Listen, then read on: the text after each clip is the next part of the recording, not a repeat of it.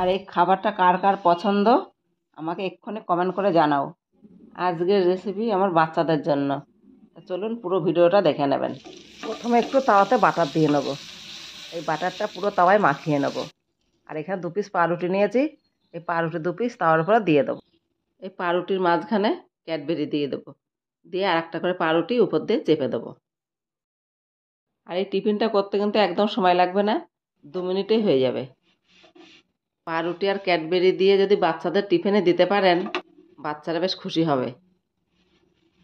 এক পিঠটা ভাজা হয়ে গিয়েছে, উল্টিয়ে দেবো।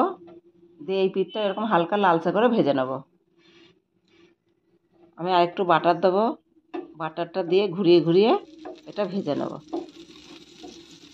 পাউরুটি ক্যাডবেরির এই টিফিনটা শুধু বাচ্চা না, বড়রাও পছন্দ করবে।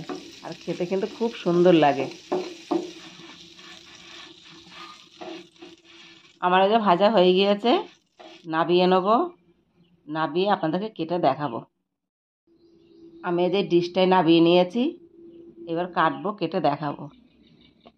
আর দেখতে পাচ্ছেন ভিতরে ক্যাডবেরি দেখা যাচ্ছে। আর বাচ্চাদের টিফিনে দিলে কিন্তু প্রচণ্ড খুশি হবে বাচ্চারা।